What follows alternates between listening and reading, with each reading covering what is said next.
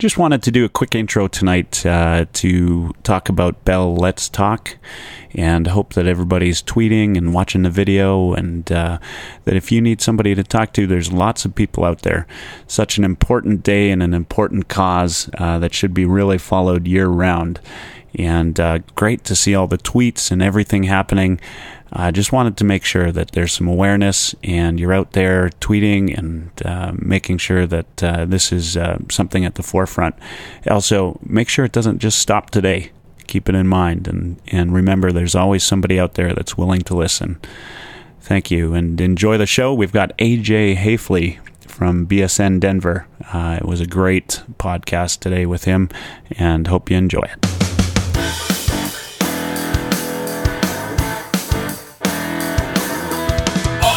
Live podcast.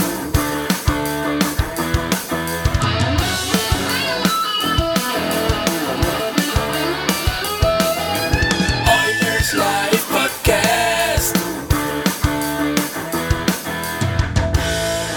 Hello and welcome to the Oilers Live podcast. I've got AJ Haefele from BSN Denver with me tonight. Thanks for joining. Yeah, absolutely. Thank you. Thank you for having me on. I'm excited. So, I wanted to, of course, Avalanche are in Edmonton tomorrow night. And so I wanted to have you on and just maybe do a little bit of a pregame, kind of find out what's going on with the Avalanche this year. We talked prior to recording a little bit about, where the Avalanche are compared to last year, and hear what some of their successes are this year. Maybe talk a little bit, I know you probably don't want to, but talk a little bit about McKinnon, what that injury means, how long, if you've heard anything. Okay. Hear a little bit about BSN Denver as well, because I'm a little bit interested in what you guys are doing out there and how that's going for you. And, just hear some overall news about the Avalanche, and maybe get your take on where you think the Oilers are this year, and what do you think's going on with them. So first off, what's your take from the game last night? I mean, Vancouver's obviously, they're sitting lower than Edmonton right now. What happened last night? Vancouver got the jump on them. Colorado has really had a nasty tendency to start slowly over their last 3 or 4 games. And last night was just a continuation of that.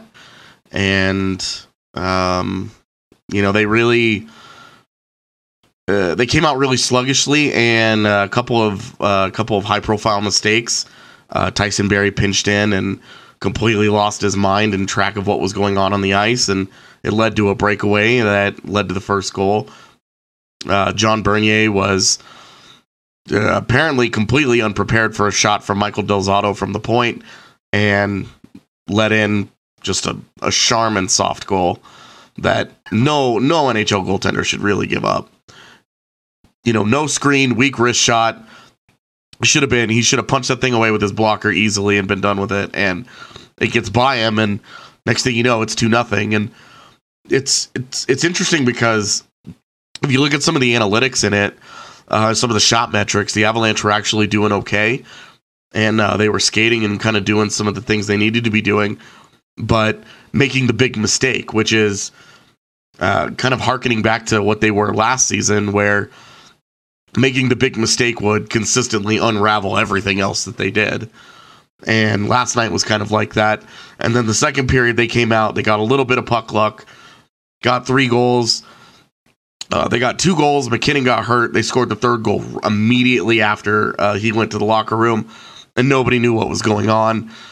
Got the 3-2 lead, and then came out and immediately gave up a 5-on-3 to start the third period. That's a recipe for disaster against the Sedin twins. They have a long history of destroying Colorado, and last night just was a continuation of that. So, they did that and tied the game, then went into overtime, and Tyson Barrie showing off that rust for not playing for 13 games, and jumps off the bench, turns the puck over, and next thing you know, it's in the back of the net the other direction. So, it was really just big mistakes really hurt them, even though they certainly didn't play well, and they've had a tendency to play down to their competition all season. Now, having lost to all of the teams in the bottom of the standings, except they beat somebody. I know they lost to Buffalo early on. They've lost to Buffalo, right? Arizona, Ottawa twice. They lost to Montreal. Oh, they beat Florida. They beat Florida both times. And now they've lost to Vancouver, and they're probably going to lose to Edmonton tomorrow. So, Yeah, well, I watched some of the game. I watched the first part. In fact, I was sitting in Vancouver last night, so I couldn't help but hear it on the screens. I was more interested in the being an Oilers fan. I always tell everybody I've got two favorite teams. I've got the Oilers and then whoever's playing the Flames. So last night, my favorite team happened to be Vegas. So I was a little bit more into that game than the Vancouver, Colorado game. But I was trying to watch a little bit of it. I saw the McKinnon hit into Edler. It didn't look bad. High impact. Yeah, it was. I mean, it was a big hit for sure. Edler pretty much didn't move. Yeah, Edler baited him hard, and it's because he knew he was coming, and he was like, "Oh, I'm just gonna play like I'm not about to get rocked." And then as soon as McKinnon got there, he leaned into him real hard, and McKinnon wasn't expecting that at all. So the word today, though, is 7 to 10 days? 7 to 10 days. My colleague for BSN Denver, Adrian Dater, was up in Vancouver, and he was able to get it this morning. 7 to 10 days is kind of their cautious projection for right now. So we'll see how that goes. The Avs have been a little bit in the last month. Let's say they've said they've had day-to-day projections or a guy is a week out type of projections for a number of players, and those guys ended up missing multiple weeks. So now Varlamov, is he still out? He's out. I think he'll play Saturday in Winnipeg, but as of right now, technically he's still out. Andrew Hammond, I think, will be the backup against the Oilers tomorrow. Yeah, and I assume Bernier gets to start. Yeah, then. Bernier will be in net. Yeah, so he went, 9 games in a row this year? Was it? Yeah. 9 wins? Yep. Yeah, fantastic. I mean, and did you, prior to the season, you expect any of that from him? I actually...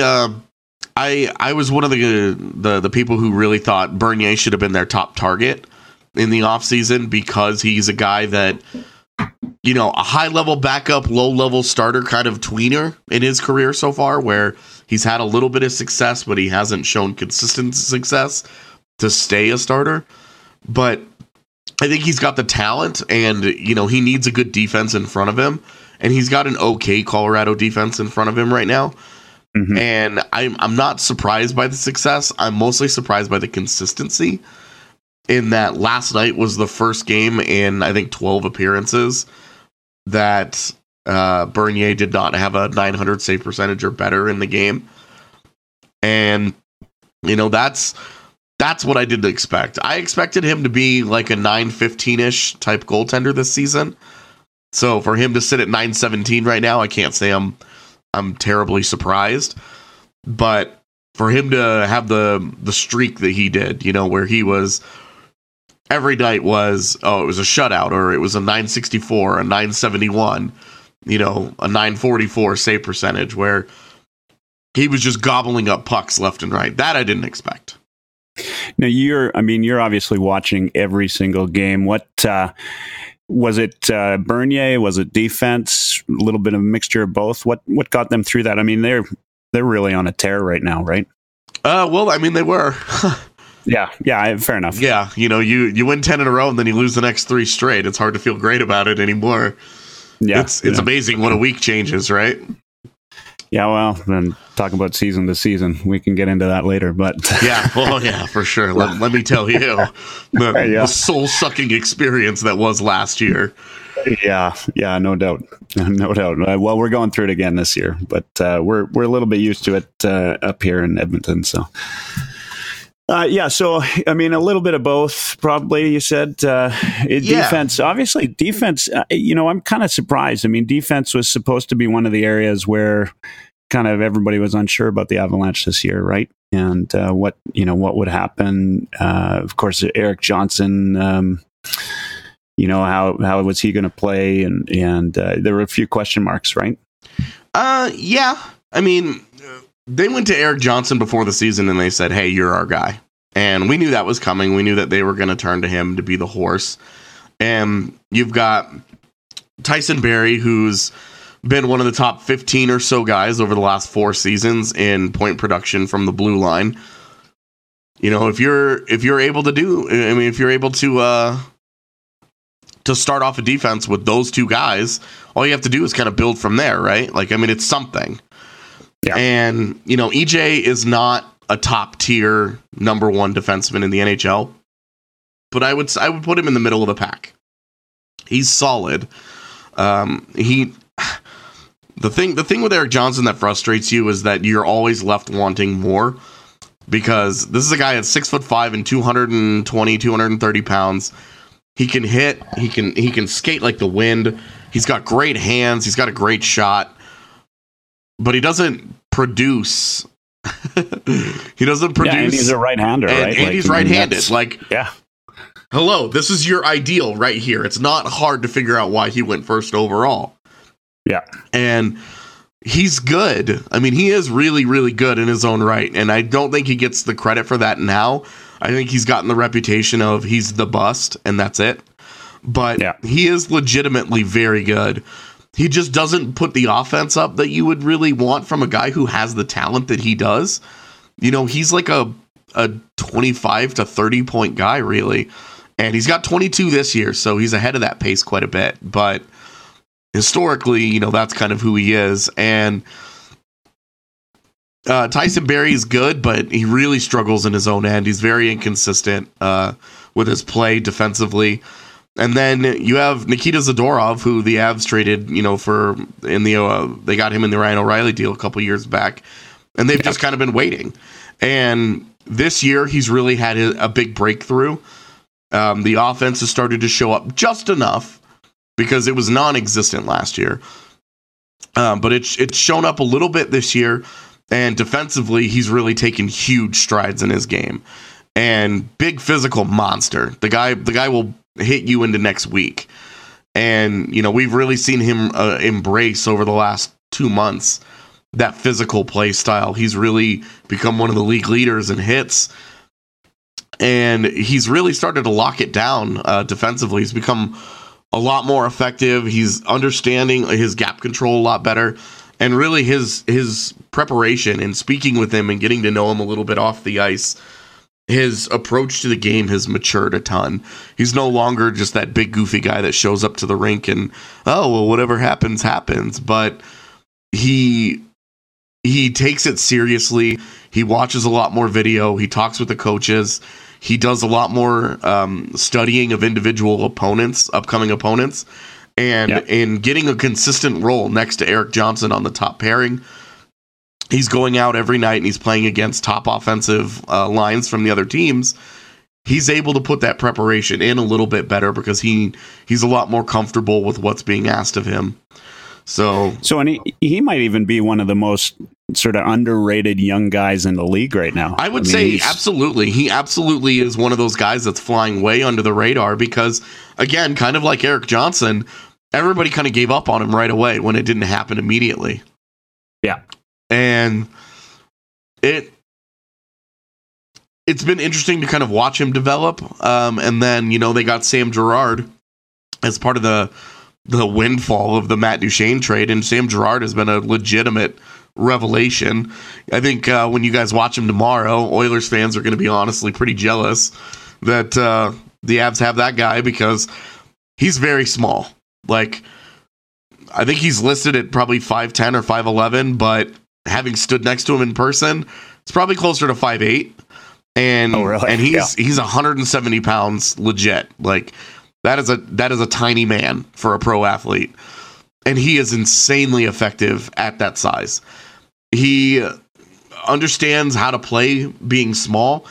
He can play a physical game. I mean, he's not going to like rock anybody, but he can definitely, he has a physical element to his game. But the number one thing, he's extremely smart.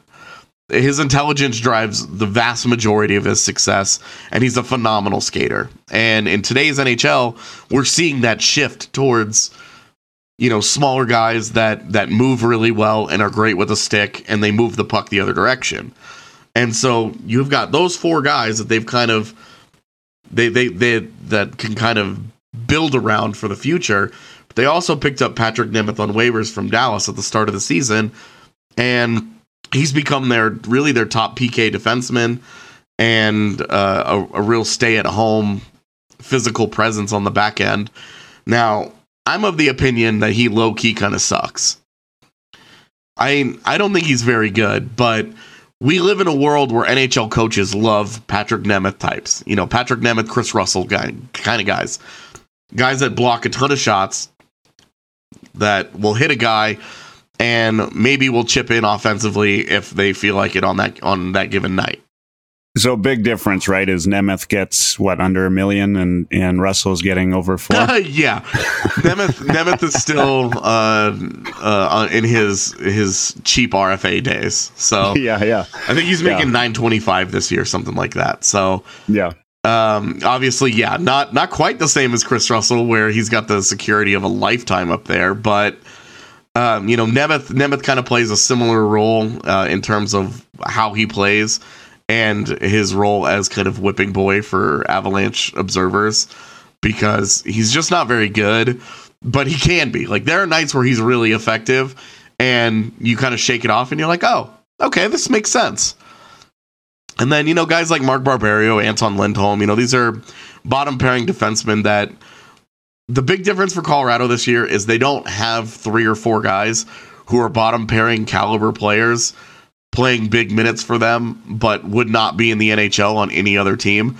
They only have one of those guys really in Anton Lindholm. That's it. And he plays limited minutes, and he just doesn't actively hurt the team like a lot of other bad defensemen, those 6'7" defenseman types. Lindholm is pretty reliable in that he's boring, he's stay at home, he's safe. He's not very good with the puck. He gives you nothing on offense, but he tries to limit the damage that he does defensively. And you can get by with a guy like that. I mean, they make do. So the defense is fine. There's a lot of room for improvement and growth, especially in terms of consistency, but the talent is a lot better than it used to be. Well, and as somebody who's sitting in the same conference, like the Oilers sitting in the same conference, they have got to be a little bit scared. I mean, a team like the Avalanche, you guys got better, but you got a whole hell of a lot younger this year. Yeah.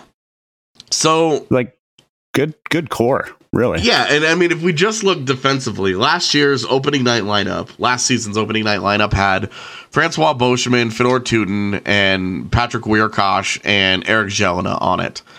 And it won't surprise you that those 4 guys are no longer in the NHL. And that was a big part of their defense for a lot of the season. They also had guys like Cody Goluboff that came in midway through the year. Not going to surprise you, not in the NHL. And that was their big problem, is they had a lot of guys like that. Up front, they had Joel Colborne and Jerome McGinley, Rennie Bork, Ben Smith, Andreas Martinson, Cody McLeod, John Mitchell. Again, every guy that I just named, Mikhail Grigorenko, every guy that I just named is no longer in the NHL. That's half the roster. Bork was out there too last year, right? For a number of games, right? Rene Bork? Yeah. Was he? Yeah, he was on the roster last year. Rennie Bork was there, and they had Gabriel Bork last year too, and he's now kind of carved out a consistent space on this year's team, but as like a limited, like he's going to play 10 minutes a night, and he's a PK only guy. But like I just named like half their roster from last year, and it's no longer in the NHL. I mean, that's a huge difference. And then you look at what they've got going on this season. Those guys have been replaced by guys Tyson Jost, who's 19, JT Compher, who's 23, I think, and Alexander Kerfoot, who's also 23. You've got Sven Andrighetto, who's 24. it's just all up and down the lineup. Mikko Rantanen, he was on last year's team as well. Matt Nieto, just young guys everywhere. It's Dominic Toninato is another guy that's kind of carving out a role. AJ Greer. These are all like young guys. And then defensively, Sam Girard, obviously he's 19. Nikita Zadorov's 22. So they don't have any. Yeah, Girard's not only small, but he's just a kid. Yeah, right? My gosh. Every time I stand next to him, I feel so old. Like I turned 30 in this last year and had like an existential crisis about it, like we all do. Yeah. And going into the Avalanche locker room this season, I'm like, well, I'm way more out of place this year than I was last year. Yeah. Where I could talk to guys, and now this year I'm like, well, you guys are just babies. I don't even understand you anymore. Yeah, I think there's maybe 2 players older than you on the team this year? Yeah, I think so. Como and Soderberg, I think, are the only ones who are older than me. So what, one of the things the Oilers fans are, they're dying about this year is the loss of Hendricks, right? The loss of leadership on this team. What's a team like the Avalanche doing? I mean, you got, you just said it, like Como and Soderberg. Those are your only 30 plus guys on the team. Who's the leader? I mean, is it McKinnon? I mean, he's 22, 23, yeah, 22 years 22. Old.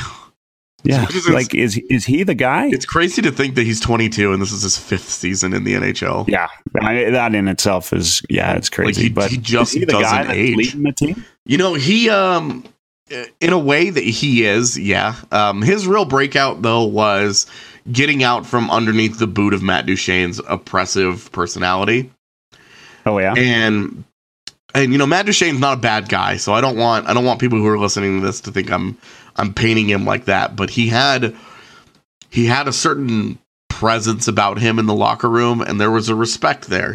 There was, and last year when they had Jerome McGinley and Francois Beauchemin, and before that a guy like Brad Stewart, these young 20-year-olds are going to defer to those guys. And, a guy like Duchene, who's a franchise icon, McKinnon really deferred to him and really wasn't able to break out of his shell until Dutchie was gone. And as soon as Dutchie left, McKinnon became the McKinnon that he's been wanting to become for a long time. And that us in Colorado, we've been waiting for him to become since they drafted him first overall. Yeah. And, it's really leadership wise, Landeskog got the captaincy when he was a baby. I think he was 19 years old. He was the youngest captain ever at the time. And I mean, that's tough to do. And he's really grown into the role quite a bit as well. Landeskog, and then Eric Johnson's another guy who's really, really seized a leadership role in the locker room. And these are still young guys. EJ's 29, so he's a little bit older, but they've all been in Colorado for, McKinnon, this is his 5th year, and he's the shortest tenure of those 3 that I mentioned. So these guys have been in Colorado for a while. And these are big leadership guys in the locker room. Blake Como's another important guy who's really been a good glue guy for that team. But he's 32 and he's a UFA, or he will be 32 in a couple weeks, and he's a UFA at the end of the year. I don't expect him back. Honestly, I think they're probably going to look to move him at the deadline.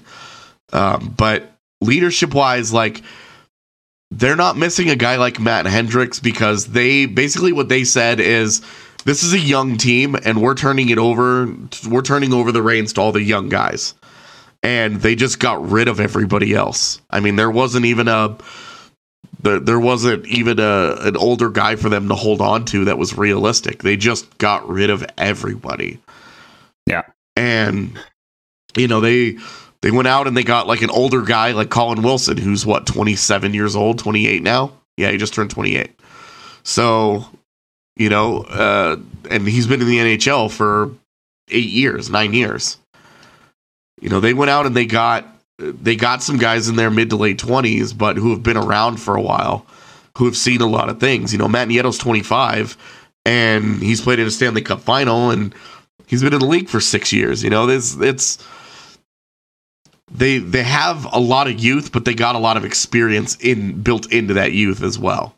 And then, of course, they turned it over to the kids. You know, I mean, they just said, look, we're going to live and die. We're going to give these guys big minutes, and we're just going to see how it goes. However they do is however we're going to do this season. And that's kind of the identity that they've embraced. And it's really gotten rid of some of the cliquish atmosphere that has clouded the Avalanche locker room in the last few years, where, you know, some of the older guys didn't have very much respect for the young guys, which of course created resentment in the young guys. And then they had some of their youngerish veterans in that 25-year-old range that were a little too self-satisfied at times and didn't embrace as much of a team mentality as they needed to, and kind of believed, you know, oh, well, I'm doing my job and I'm getting mine. I don't have to worry about anything else. You know, the guys around me aren't getting it done. It's their fault. And kind of passing the buck instead of owning it and having some accountability. And, you know, they had a really toxic atmosphere, and they really rooted a lot of that out this season. Not only with the purge of the elderly, but, you know, the Matt Duchene deal. Yeah. Yeah, no, I mean, they've made some great changes. I look at this team and then I see kind of, you know, as an Oilers fan, right? We sit here, you know, it's whether it's on Twitter or whatever, right? And it's just, it goes against everything we've all been screaming about this year with Chiarelli and where the team's headed and what we want. And then I said, you know, I thought we needed a guy like Hendricks. And then prior to tonight, you know, when I'm going to get you on the air and talk Avalanche, I thought, well, maybe I should get to know the Avalanche a little bit and kind of understand what makes them tick. And I'm, you know, I'm baffled. I'm looking at it and I'm thinking, like, this goes against everything we're screaming about. And, you know, and you know, just even put Joe Sakic in the GM role, right? I mean, if you're in Edmonton, the last thing you want is a guy that used to play for your team in the GM role, right? You know, so let's, yeah. I mean, this is like, you know, the anti-Oilers right now. Maybe the only similarity is the youth, right? Yeah. But we're going the wrong way right now, and you know, I can't figure it out. I look at this, you know, team top to bottom, and they're just not, you know, all these relatively few of them were drafted by Colorado to begin with, right? And we all know the Oilers draft history, so I won't hash that out again. But you know, there's just a mixture. Is Sakic doing that great of a job? I mean, you know, do you owe this to him, or, you know, did it just take him a little while to catch on? You know, what's the secret? Why this year are you fighting for a playoff spot in what's arguably it's the toughest division in our conference, and arguably one of the toughest divisions in the league? You know, why this year? How did that happen? I think it's probably the toughest division in the league. I was looking at it earlier today, and a friend of mine was showing me some numbers, and he just told me, you know, he just did the basic math. And, you know, the Central Division has a goal differential going into tonight, not counting tonight's games, because I have no idea what's happened. But going into tonight, the Central Division has a 122 goal differential, plus 122. As a division, and the next highest in the NHL is the Metro at -19. And I mean, that just really drives home, like, how ridiculously good the division really is, how talented it is. And to answer your actual question, I think the big thing for Sakic was getting rid of Patrick Waugh. Was Patrick Waugh walking out the door and not having that attitude anymore, because Patty Waugh wanted to win. You know, he was the guy that had to coach the team on the ice, and he was a driving force between going out and getting guys like Brad Stewart and Francois Beauchemin and Jerome McGinley, you know, older guys that they thought could help them right now, and giving them extra years on contracts. And, like, there's a reason Colorado has bought guys out 3 summers in a row. You know, And they've cleaned up their books. Their cap situation is fantastic now, but it wasn't. They were pretty close to the salary cap limit last year, and they had a 48-point season. So, and that's also on Sakic's record. He's the guy that went out and got all those guys that they ended up getting rid of. The Joel Colborns, who's still in the organization, but he's in the AHL with a concussion and buried. And the Weirkosh and the Teutons and Jelena, those types of guys, those were all on Sakic's record too. But the big thing was he committed. He said, look, we're going to get younger. This isn't working. We've got to stop doing this. We've got to stop spinning our wheels. We need to commit to getting younger, and we need to get rid of these older guys who are at the end of the road, and they're just not doing it for us. They're not helping us anymore. They're not going to be part of the future, and we're not good enough to be competitive right now.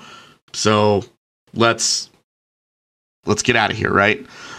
And so that's what they did. They just cleaned house. They got rid of everybody. They uprooted it, and Sakic took a lot of heat for the Duchesne stuff. It took him 11 months to make that trade, but he did it, and it was a windfall. I mean, it immediately changed the fortune, the outlook of the organization. He went from having an unhappy star player on a middling team to one of the youngest teams in the NHL that's surprising this year, that's breaking out, that is embracing its youth and its attitude. And Sakic really just didn't care. He didn't care what other people were saying. He didn't care about fan pressure. He didn't care what the media had to say. He was going to do what he wanted to do in his vision for the organization, and that's what he did. He stuck to his guns, and he said, look, you guys can talk all you want, but I've been given this job, and I have the job security, and I'm going to do whatever the hell I want with it, and you guys are just going to have to deal. And it turned out to be a good thing. Chris McFarland has been a big part. He's the AGM here in Colorado. He's been a big part of that as well. And he was a big part of turning around Columbus. When Jarmo Kekalainen took over in Columbus, Chris McFarland was the AGM who had helped them make the Rick Nash deal, who had helped them embrace a stronger youth movement, a more consistent vision on what they wanted to do. And he got out just before they had all their success, but he was a big part in planting the seeds of success that we're now seeing in Columbus. And he did the same thing here in Colorado. He just had to win the war with Patrick Waugh. And McFarland and Sakic eventually got on the same page. Waugh wasn't on that page, and he bounced. And it was the best thing that's happened for the Avs. Yeah, I mean, he's a polarizing guy, right? Obviously. Patty Waugh's great. Yeah. I love, he's my favorite hockey player of all time. He's a legend in Colorado. There's no taking away what he accomplished in an Avs uniform. And his first year as coach is one of the most random, out of nowhere fun seasons I've ever had as a hockey fan. Just enjoying what was happening, even though we knew it was smoke and mirrors and it wasn't going to last and it wasn't real. It didn't matter. When you're in the midst of a 112-point season, that's not what you care about. Yeah. You're not so true. You're not sitting around like, oh, well, next year this isn't going to last, guys. This isn't a real thing. No, you're having the time of your life. Like what you guys last year in the second round of the playoffs, you guys were the talk of everybody. You were the envy of everybody because you guys were having more fun than anybody until Nashville ruined it for everybody. But Edmonton was like the party. And we were all jealous. I mean, really, we were all jealous of that. And now that you guys are back to earth, it's kind of like, well, okay. Yeah. But yeah, in this short period of time I've been doing the podcast, I haven't had anybody who's really lamented the Oilers' fortunes that isn't an Oilers fan, that is. It seems everybody's happy we're back where we seem to belong in the last 12 seasons. I'm disappointed as hell. I went all in. I picked you guys to make the Stanley Cup this year. I thought this is the team. Like, it's going to happen. McDavid's the most incredible player I've ever seen in my life. He's insane. I don't know how this team... I don't understand what the hell's going on in Edmonton. I don't know how Oscar Klefbom has the year that he did last year and then turns around and just smashes back into earth as hard as he has. I know that there have been some injuries, but damn. And all of this is kind of getting in the way of the Darnell Nurse breakout that's finally starting to happen. The Ryan Strome thing, as an Islanders fan, I can tell you the Ryan Strome thing was predictable. As soon as I saw that trade, I was like, oh, that's not going to go well at all. Yeah. And, the Milan Lucic, everybody knew that was coming. The day that contract was signed, we knew that was bad news bears. But I just think that there's just so much blah on that Edmonton roster that I look around and I'm like Drake Caggiula, Matt Benning, Zach Kassian. Really, Zach Kassian was awesome in the playoffs, but you had to know that was not going to be something that was going to sustain, Mark Letestu, there's just a lot of mediocrity up and down that roster. And it's just disappointing to watch because I was excited for the Oilers this year. I had high expectations for them. They were fun as hell to watch last season. I love watching McDavid.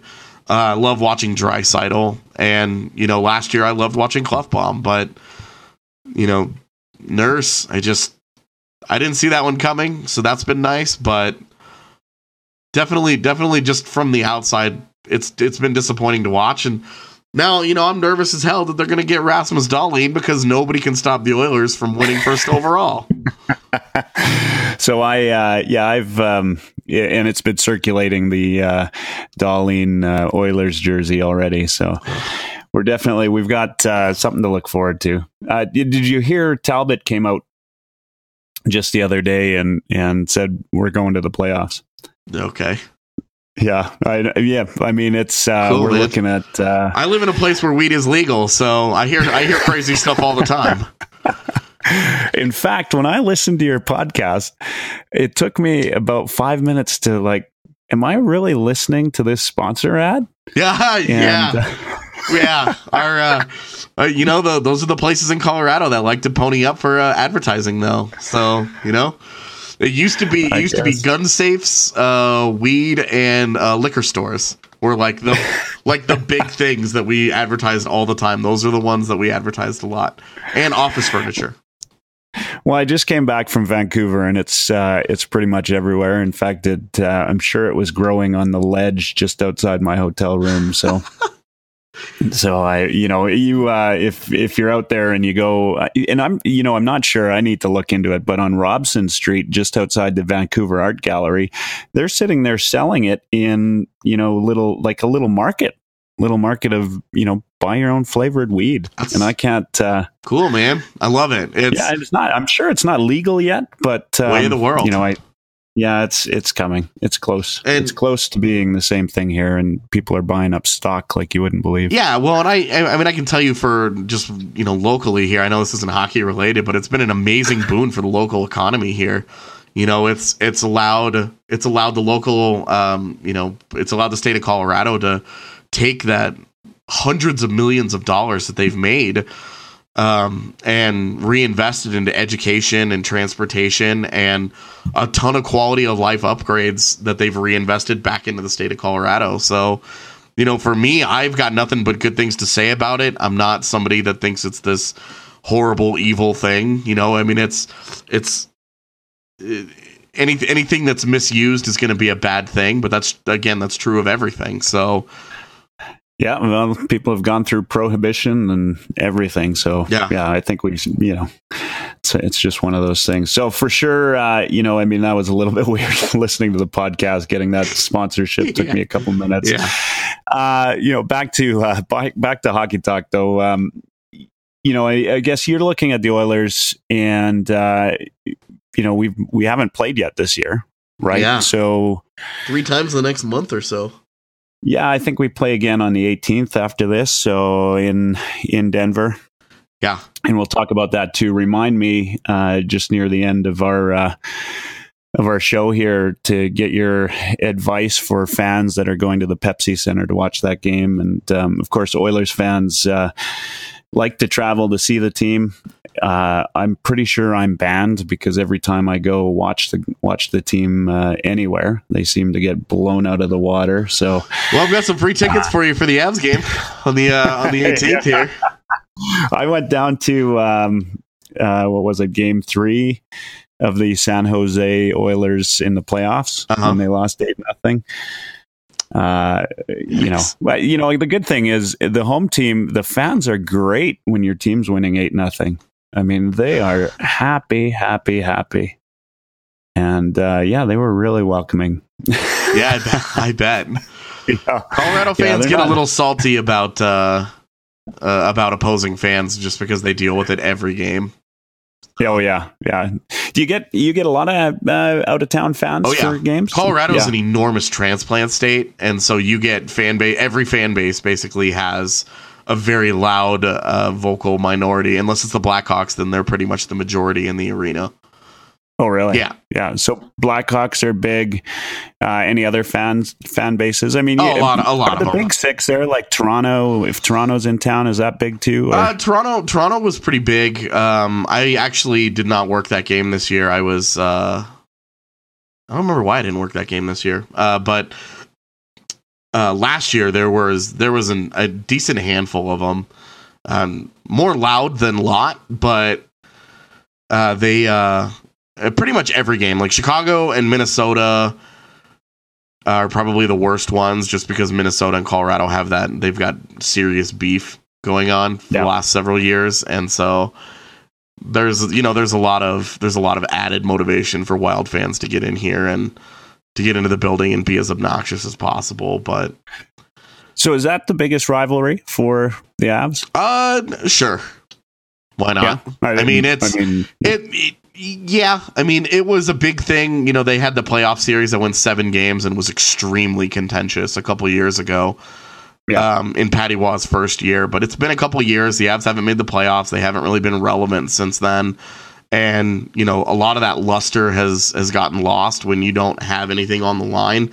And Minnesota is honestly, they've just owned Colorado over those last couple of years. Minnesota's won, like, probably 70% of those games. It's been very one-sided, and that takes a lot of the edge out of a rivalry when you have like a big brother little brother thing develop. And you know, Colorado's really been the little brother there. You know, there's still lots of hatred for Detroit, of course. There's always going to be, but it's nowhere. It's that hatred exists for one game. You know, like in during the game, you're like, I can't stand the color red. Everything about Detroit sucks. You guys are all on welfare. It's a trash city. Like, you know, like your classic trash talking. And then immediately after the game, you're like, whatever. And you move on and you forget about it. You know, the hatred is gone. So there's not really a rivalry. You know, I would say right now, the biggest rivalry in Colorado is the Avalanche versus competence. So when the Avs start to win that one consistently, they can worry about other teams. But until that happens, that's the goal right now. Yeah.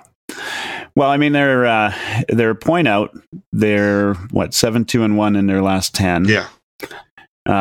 They're chasing Anaheim, Minnesota, Dallas. Yeah.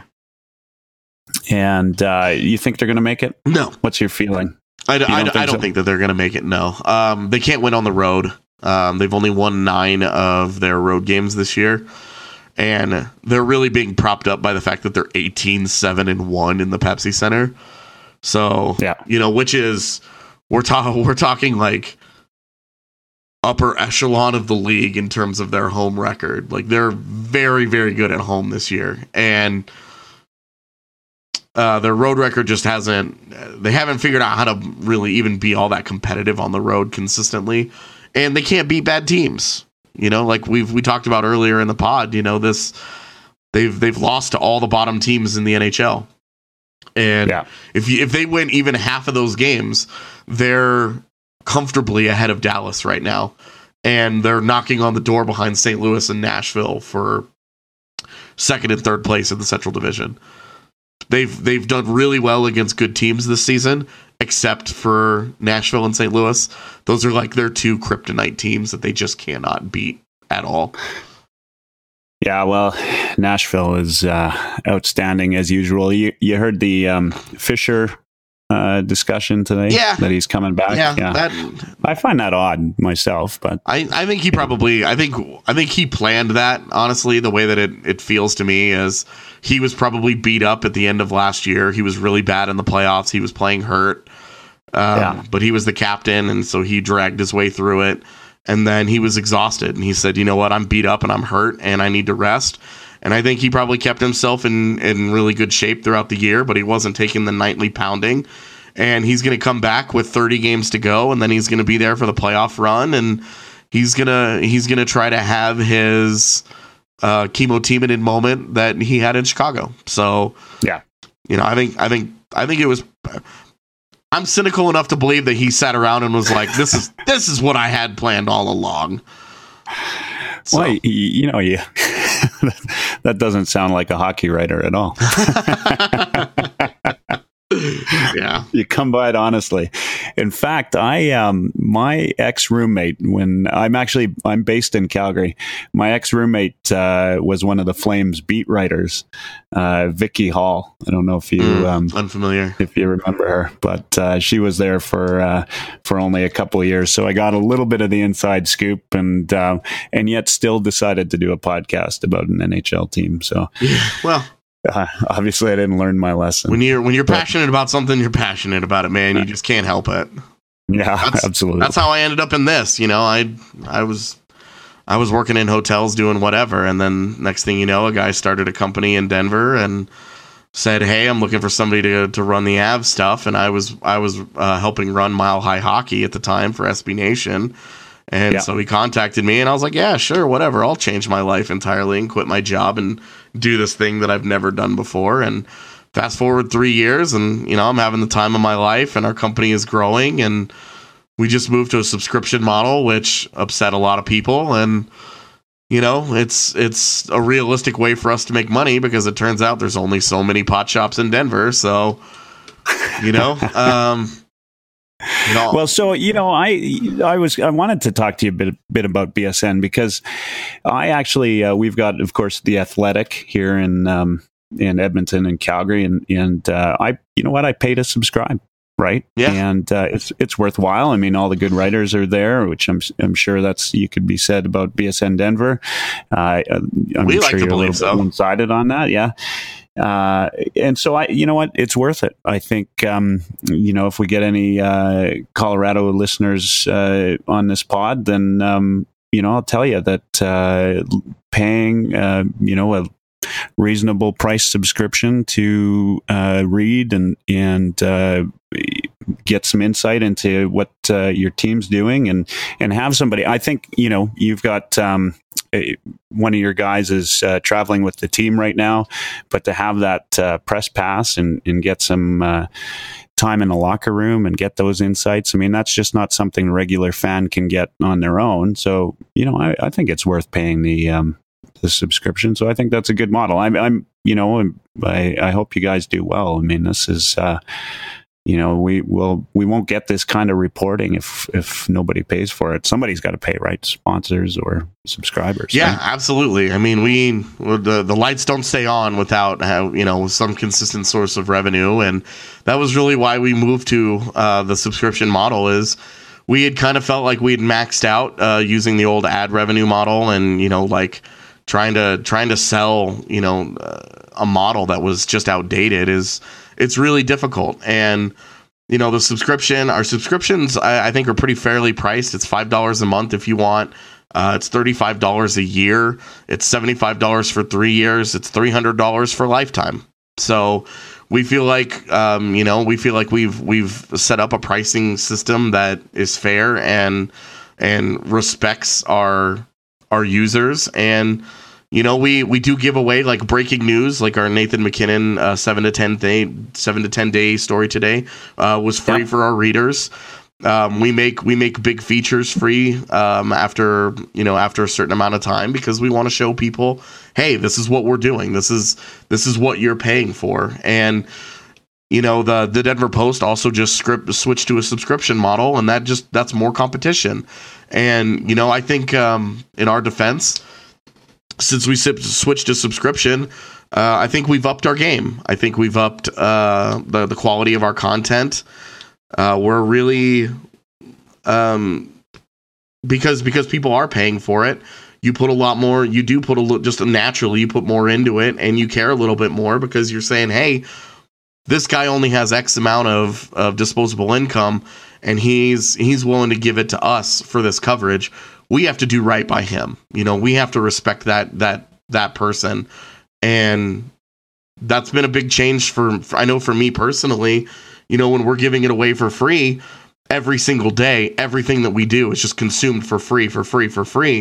It does wear on you a little bit, and especially when you're having, I don't want to say trouble, but when the growth of your company is slower than it could be, we switched to a subscription model, had a huge influx of revenue, and that's continued. We've been doing it now for 41 days, and it's been a game changer for our company. We've started going on the roads consistently, and we have started a couple of new departments, and we've taken all that money we got and we've reinvested it into the company. It's not like that went into my pocket. I can assure you, my broke ass is not getting paid more money. So, and it's just the way that the industry is moving, because the old ad revenue system just isn't viable anymore. And if you want quality journalism, and if you want the guys that are there every day, that are with the team, that are living and breathing and dying with whatever team it is, that's what we're doing. That's why we're there. We're there every single day for the guy that wakes up in the morning and he says, "God, I gotta see what happened in last night's Avs game. I want to know what AJ and Adrian have to say about this." They want to look at the player grades. They want to listen to the podcast. They want to talk about the draft. They want to read features about players. They want to do all these things.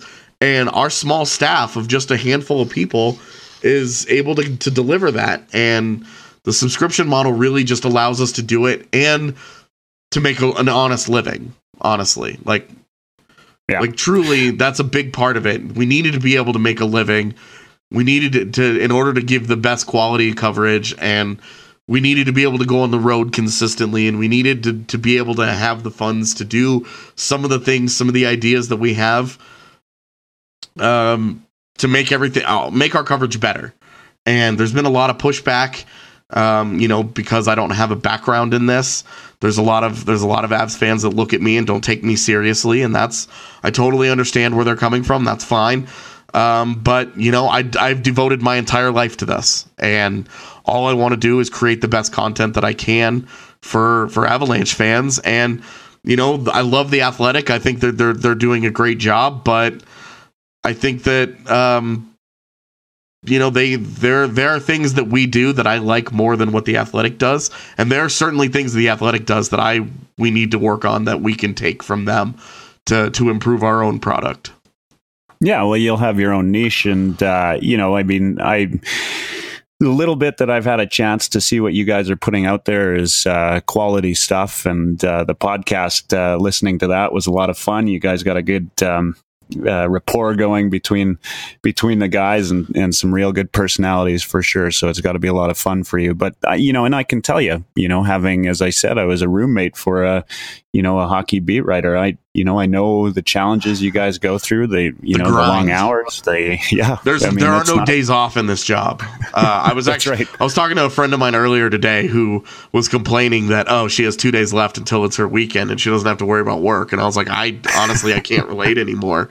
It's been 3 years since I've slept. Because when the season ends, all I do is I switch to strictly draft coverage. I worked the draft last year. I've written hundreds of draft profiles over the last 3 years. I go as deep into it as I possibly can.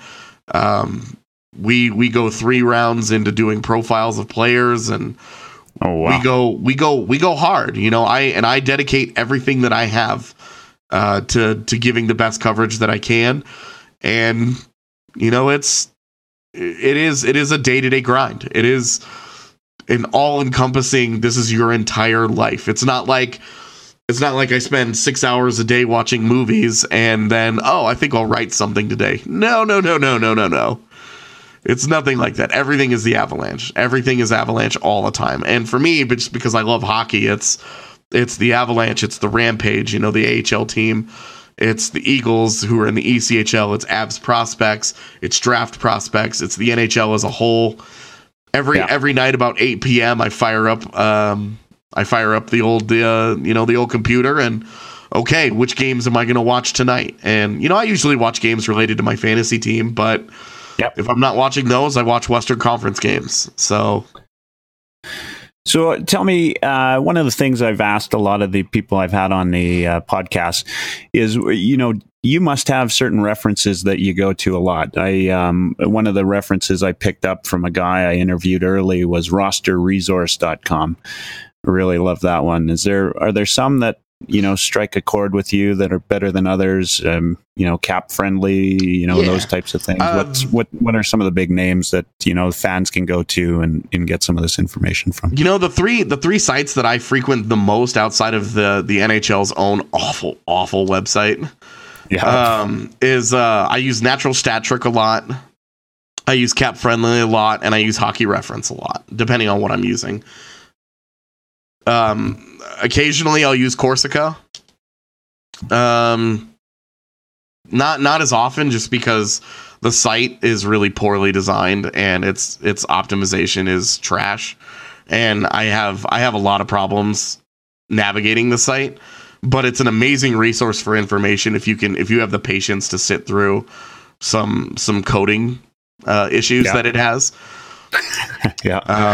And for a guy, as far as I know, he doesn't make any money off that. So it's, I'm not like sitting here like trying to slam the guy or anything. It's it's something he's doing for funsies, something that he just likes to do. So it's just, for me, that Corsica it's an amazing resource if you have the patience for it. It tends to make me want to smash my keyboard into the wall, so I don't go there as often. But if I need to, absolutely. But I love getting into the nitty gritty of things. I like looking at, the other day I was having a conversation with some Avs fans about John Bernier and Semyon Varlamov and how they got to their save percentages that they have right now. Varley's at a 912. But where's he been good? It turns out he's been the top goaltender this year on the penalty kill. He's got the highest PK save percentage in the league. His even strength save percentage is right about average, maybe a little above average. And he's giving up a ton of goals when they're on the power play. So, he's giving up a bunch of shorthanded goals. And so that's dragging his average down a little bit. And that's, getting into those types of things is interesting, and that's why I like those resources. Natural Stat Trick I always have Natural Stat Trick up when I'm writing the player grades after every game, because I'm looking at usage, I'm looking at line matchups, and who was Nathan McKinnon matched up against tonight? Who was Carl Soderberg matched up against that caused him to have a 17% Corsi 4 percentage tonight? Things like that. Yeah. I just brought it up online, and I've not heard of it before. So I've learned tons of new resources just talking to people, and this looks good. I mean, it's a nice, simple interface when you get on. And so naturalstattrick.com. What about, do you have some favorite pods or favorite people you listen to, bloggers, anybody that, just NHL or hockey related guys that, are big for you? This is going to sound a little arrogant, but I don't listen to a whole lot of pods other than my own. I listen, and the only reason I listen to my own is for like homework purposes. Oh, I need to do this better. I need to work on this. We have an audio issue here, things like that. Again, when you're asking people to pay for products, you need to be at the top of your game. You know what? It doesn't sound arrogant. I just, I mentioned I had the guy from Section 328.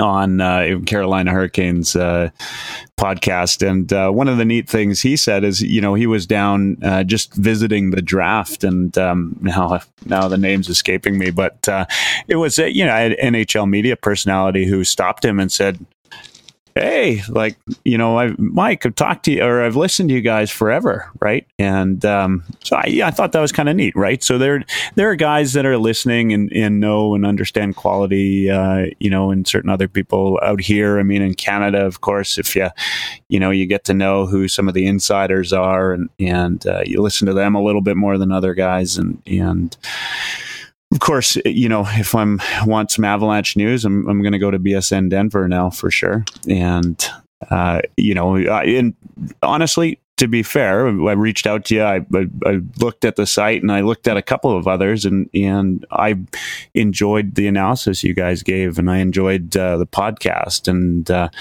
so that factored into why I reached out to you, right? And get you on the site. And it's clear you guys care about hockey, and that's for us up here in Canada, that's that could be anybody, but it's good to see that in south of the border, obviously, and there's some good hockey markets.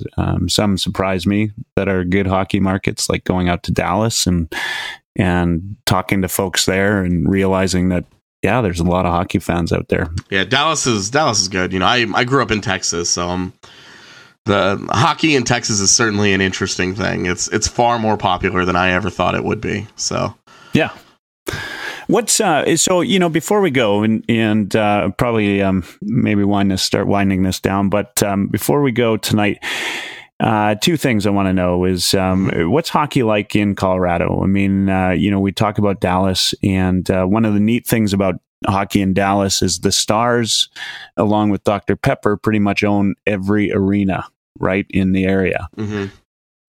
And so they've done a really good job of promoting the sport just to the regular hockey guy. Like myself, I play 5-6 games a week. Mm-hmm. And here in Calgary, that's not hard. I mean, I'm on 3 different leagues, and I've got, more opportunities to play hockey than I've got time. But if I'm in Colorado, is it like that? Is hockey pretty popular in the winter? Obviously, skiing in Denver is pretty big, but in and around Denver. But Colorado, what's the hockey market like? It's kind of interesting because there are a lot of people that say, "Oh, well, Colorado's just not a hockey town," but they own an NHL record for attendance, so it's tough to make that claim, in my opinion. And anytime the Avalanche are even close to competitive, the Pepsi Center is absolutely jumping, man. I mean, you walk around, you don't see, Broncos are king in Colorado. The Broncos, they're number one. They've always been number one. They're always going to be number one. Anybody that ever believes otherwise is completely delusional. Like, Denver is a sports town because of the Broncos and the success that they have had. They're an institution. It's just part of the culture here. The Avalanche are not like that. They're getting there, kind of like the Rockies. It's getting there, but they need to be competitive again. They need to be good. They need to show that they were not just the result of moving to Denver with a bunch of talent already in place. They need to have their own built-in success that they created. And this is the first time in their history right now, really, that they've got an exciting present and an exciting future, and they've got assets, and they've got prospects, and they've got a decent NHL team right now. And the city is reticent to embrace them right now. We're still, after a 48-point season, you knew that there were going to be season ticket holder hits. And we've been told that there was a big one, that they took a bad hit on season ticket renewals. And they haven't picked up in season, like their 10-game packs or their 5-game packs or whatever. They really have not done a great job of selling those this year. Yeah. Because the city it's hesitant to fall back in love with the Avalanche. I think there's a little bit of a scar from that year where Waugh came back and they were good and they were winning and they won the division, and they came out of nowhere and the city was like, the Avs are back, this is amazing. And then they didn't make the playoffs the next 2 years, and everybody just got frustrated again. It was back to, it's just the same old Avalanche. We got tricked. And outside of the Broncos, you really have to earn it here. It's not a big city. It's not like a huge city, I should say. And there's not a ton of disposable income to go around, but there's a ton of things to do here. And you really have to fight for that. They've the Pepsi Center alone houses three pro sports teams, in the Avs and the Nuggets and the Mammoth, who are the indoor lacrosse team. Oh yeah. So, there's a ton of things to spend money on here, and the Avs have the highest ticket prices and the most arrogance and the least community outreach. And they just kind of strut, and they've gotten a little bit better in recent years. But I've been very vocally critical of the Avalanche marketing department and the way that they treat their fans. I thought this last season, after a 48-point season, I think they should have issued an apology. They should have cut ticket prices. They should have done whatever. And instead, the majority of people saw increases in the season ticket prices. Not very big. We're talking like 3 to 5%, but after a 48-point season, that's unacceptable to ask for that, in my opinion. Like, you failed the fan base, and you've done nothing to try and make it up to them or to let them know that you even care that they exist. And the Avalanche just aren't very good with that aspect of it. They're not very good in the community.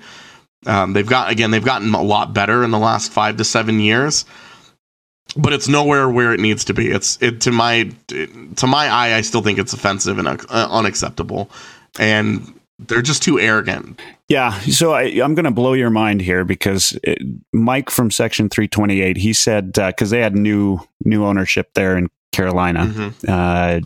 Dundon is the guy's name. He's one of the shareholders of Topgolf, and he came in. And one of the flash sales that he did right away was for what they're calling Fanuary in Carolina. Mm-hmm. This is going to kill you, and it kills any Oilers fan that I know, because I just was up at the Buffalo game where we lost 5-0, and I paid $220 a ticket to sit in the upper level. Mm-hmm. And Fanuary in Carolina at the PNC was $97 for all of February, whatever game or all of the games. You just went down and they assigned your seats when you got there, and you could go watch. They have 10 or 11 games in February, and so if you pick this up, $97, you can watch all of them. And as Mike said, it's like Netflix for hockey fans.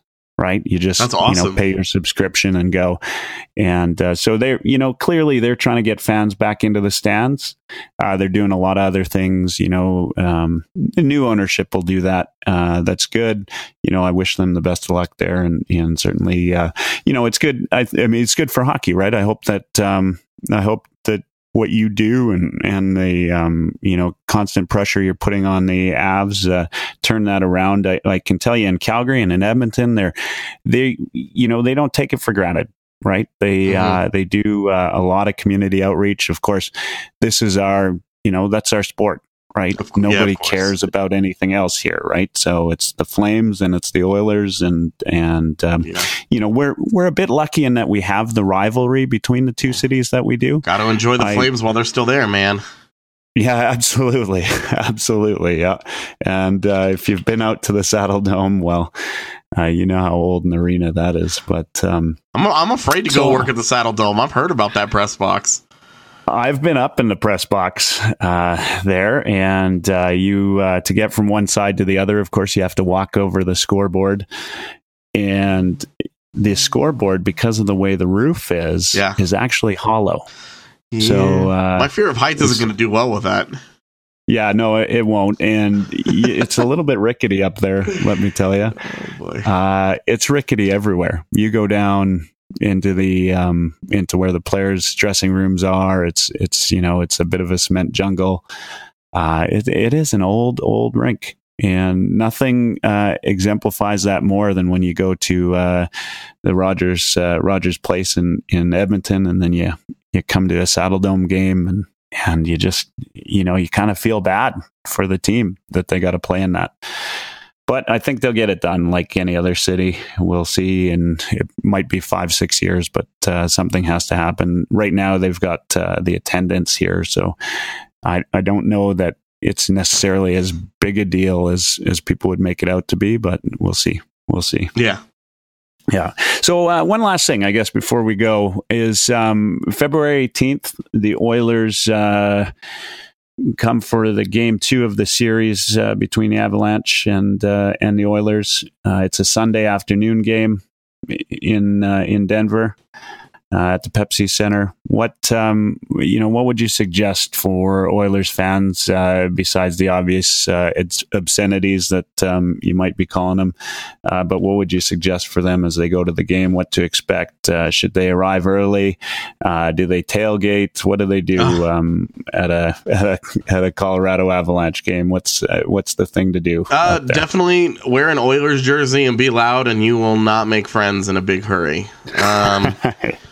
Colorado fans are particularly touchy about opposing fans. They're pretty resentful about how many of them there are at every game.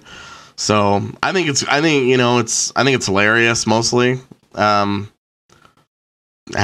opposing fans show up, I think, is great. It creates a better atmosphere in the building, because if it's just Avs fans, it's lethargic and it's lacking energy, and it just does not. There's no buzz in the building. So for Oilers fans, show up to the game at the Pepsi Center. Doors open an hour before puck drop. Get in there. Start being as loud and obnoxious as possible. Get everybody riled up and have a whole bunch of fun. Chant as loud as you can, as often as you can, all game long. And just be great hockey fans. And that's usually what it takes to kind of stir up the locals and get them to care and get them loud and rowdy.